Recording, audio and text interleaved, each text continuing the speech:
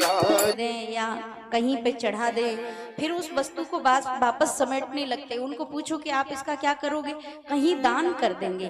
तो आप तो दान कर चुके, और जिसको दान कर चुके अब वो जाने कि उसका क्या करना है।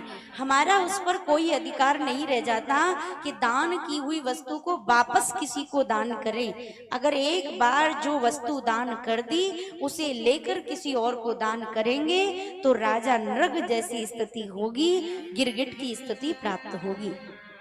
इसीलिए कहते हैं कि दान देने के बाद भूल जाइए कि हमने दान दिया, कि दान देने के बाद भूल जाइए कि हमने दान दिया। कई लोग दान तो कर देते हैं लेकिन फिर उसी चीज पे मन रखा रहता है कि ये दान कैसे कर दी। अच्छा, कई लोग तो अपने दान का बखान भी ऐसे करेंगे कि मान लो किसी आश्रम में पंखा भी दान कर दिया ना, तो किसी को लेके गए आश्रम में रुके, देखो वो जो पंखा लग रहा हो ना वो हमने दिया।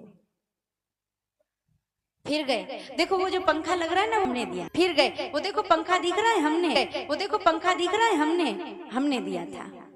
पंखा हो गया खराब, उतार दिया मैया ने, और जैसे दूसरा नया पंखा लगाना पड़ा, फिर गया वो, उसने कहा देखो वो पंखा दिख रहा है। मैया बोली आश्रम वाली के हर पोत तेरो ही पंखा दिखे करेगो, मुझे दूसरे को दान लटक रहो, तेरो तो नष्ट है।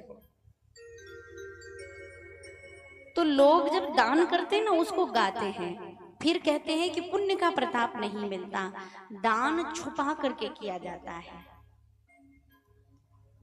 और दान करने के बाद बताया नहीं जाता कि हमने क्या दान किया।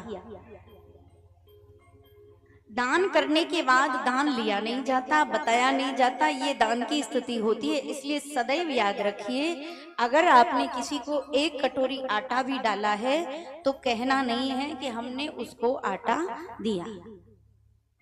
अगर 1 रुपए का दान भी आपने गुप्त रूप से दिया है, वो दान आपका फलदायी है, और आपने करोड़ों का रूप दान भी उजागर करके दिया है तो वो दान फलदायी नहीं रह जाता। कई लोग प्रशंसा के लिए दान करते हैं कि प्रशंसा मिलनी चाहिए। राजा नृग ने जब इस प्रकार अपनी कथा सुनाई